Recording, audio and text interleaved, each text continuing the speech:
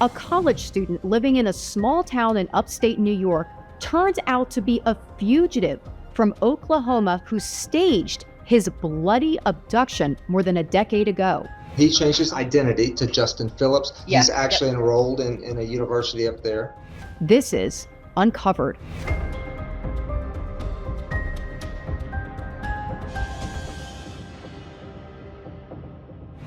This is Anthony Lennon. Well, people may know him as Justin Phillips, but according to police, that's not his real name. It's an alias he developed to hide from police for the last 13 years. He was wanted for having violent child porn. I want to bring in Chief Todd Gibson with the City of Moore, Oklahoma Police Department. Chief, I know in order to understand this story, we have to go back a little bit. So back in 2008, 2009, Anthony Lennon was arrested by police for having porn, violent child porn. And then a few years later in 2012, you guys say an undercover detective was in some sort of chat room and that Anthony Lennon started sharing with this detective just some really disturbing child porn. So here he is popping up again on law enforcement's radar, preying on children and possessing and passing and the continued victimization of children through the passing on of illicit materials. So you guys are like, hey, we got to get this guy in again. And now he's going to be facing major prison time because this is now the second time that he's been caught with violent child porn. So you guys are in the process of trying to track him down, get a warrant to get into his computer. When you get a call from a local motel about some sort of disturbance there, and it turns out that Anthony Lennon worked the overnight shift at the front desk at this motel, correct?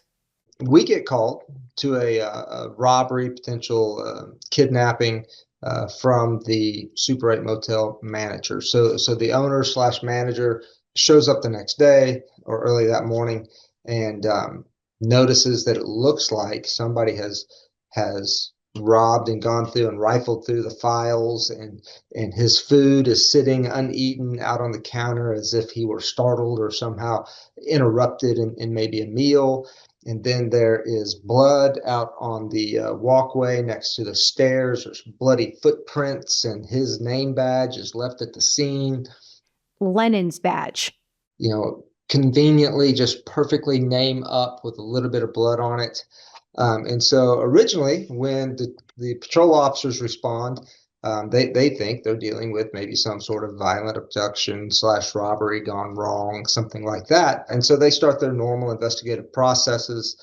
So the detectives get on scene and they start looking at the crime scene. So, of course, you guys ask the manager who was working last night, and they say Anthony Lennon. The detectives, when they hear from the manager, they hear his name, they're like, hey, we want this guy. And so immediately they're like, no, it doesn't look right. And now we know exactly who that guy is. We think something's up here. Well, turns out we send the blood off to OSBI Crime Lab. They confirm that, yeah, that's actually his blood. So you guys think that Lennon fled to Arizona, then Colorado, and then upstate New York. Why New York? Well, come to find out, he has some family up around New York. And he changed his name. He changed his identity to Justin Phillips. And we have a couple of different aliases, but the primary name was Justin Phillips. And he's an engineering science PhD student living in a town in Canton, New York. That's really close to the Canadian border. He's again working the front desk at a local motel. So you guys learn about all this information, and you and the U.S. Marshals decide to take a little trip out to Canton. They did some surveillance, got actual eyes on him, said, we really think that's him. Now, at this point, we haven't confirmed, right? We're just working off of pictures from the past. And there's a guy named Justin Phillips in Canton, New York, going to the university. Our job is to verify who he is so that we can bring him to justice. So they go out there. They ultimately end up making contact with him as he's coming out of a store, placing him in handcuffs, placing him under arrest, and for the crimes here in Oklahoma. And the entire time, he is denying that he is Anthony Lennon, saying that he's Justin Phillips. He did take measures to try to throw off the fingerprint identification system. So we have multiple different ways. We have in the field units that we can use to get your fingerprints in the field and bring your identity up, or we can take you to a more advanced machine. They didn't have the easiest time because of the condition of the fingerprints. And you have to remember, he's not a bricklayer.